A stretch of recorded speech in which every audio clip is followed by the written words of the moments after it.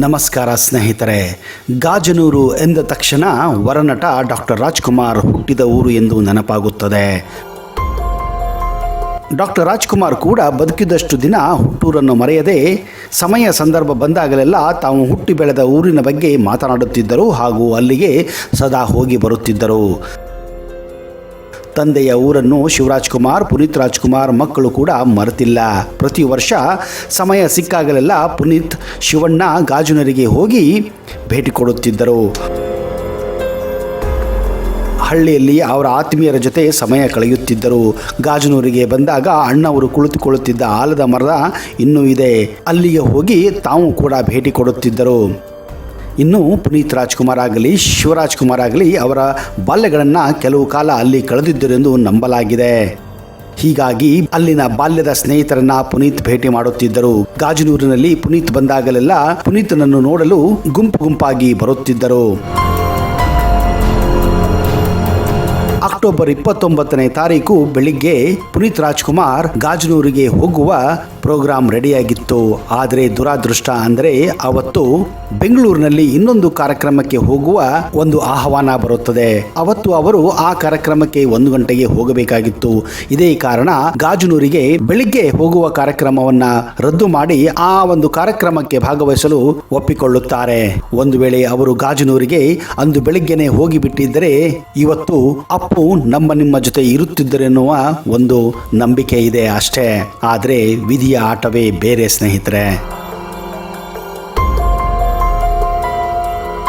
Star ಕುಟುಂಬದಲ್ಲಿ ಹುಟ್ಟಿದರೂ ಅಹಂ ಪ್ರದರ್ಶಿಸಿದ ನಟ ಪುನೀತ್ ರಾಜ್ಕುಮಾರ್ ತಾವಾಡಿದ ದೊಡ್ಡ ಗಾಜನೂರಿಗೆ ಆಗಾಗ ಹೋಗುತ್ತಿದ್ದರು. ಇತ್ತೀಚಿನ ದಿನಗಳಲ್ಲಿ ಹೆಚ್ಚಿನ ನಂಟನ್ನು ಕೂಡ ಬೆಳೆಸಿದ್ದರು ಎಂದು ಅಲ್ಲಿನ ಅವರ ಸ್ನೇಹಿತರು ಹೇಳುತ್ತಾರೆ. ದೊಡ್ಡ ಗಾಜನೂರಿಗೆ ಕುಟುಂಬ ಸಮೇತ ಅಲ್ಲವೇ ಒಬ್ಬರೇ ಬಂದು ಹೋಗುತ್ತಿದ್ದ ಅಪ್ಪು ಇಂದು ಇಲ್ಲ ನಾಳೆ ಗಾಜನೂರಿಗೆ ಬರುವುದಾಗಿ ಸಹೋದರ ಸಂಬಂಧಿಗೆ ತಿಳಿಸಿದ್ದರು ಎಂದು ಕೂಡ ನಂಬಲಾಗಿದೆ. ಗಾಜನೂರಿಗೆ ಬಂದಾಗಲೆಲ್ಲ ತಮ್ಮ ಒಡೆತನದ ವ್ಯಾಪ್ತಿಗೆ ಬರುವ ಜಮೀನಿನಲ್ಲಿ ಸುತ್ತಾಡುತ್ತಾ ಅಣ್ಣವರ ನೆಚ್ಚಿನ ಆಲದ ಮರದ ಕೆಳಗೆ ಕುಳಿತು ಧ್ಯಾನ ಕೂಡ ಮಾಡುತ್ತಿದ್ದರು. ರಾಜ್ಕುಮಾರ್ ಹುಟ್ಟಿದ ಹಳೆಯ ಮನೆಗೂ ಭೇಟಿ ಕೊಟ್ಟು ಗ್ರಾಮಸ್ಥರನ್ನು ಆತ್ಮೀಯವಾಗಿ ಮಾತನಾಡುತ್ತಿದ್ದರು.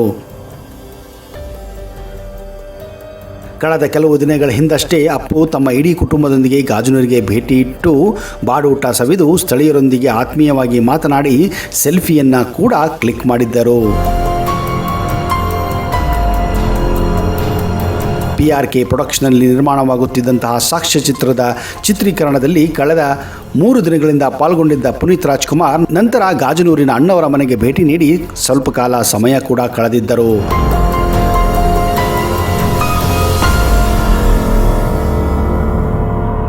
ಈ ವೇಳೆ ಮುತ್ತಣ್ಣನ ಮಗ ಎಂದು ಹಾರೈಸಿದ್ದ ಹಿರಿಯರೊಂದಿಗೆ ಸೆಲ್ಫಿಯನ್ನ ಕ್ಲಿಕ್ ಮಾಡಿಕೊಂಡು ಅಪ್ಪು ಸಂಭ್ರಮಿಸಿದ್ದ ಫೋಟೋ ಈಗ ವೈರಲ್ ಆಗಿದೆ.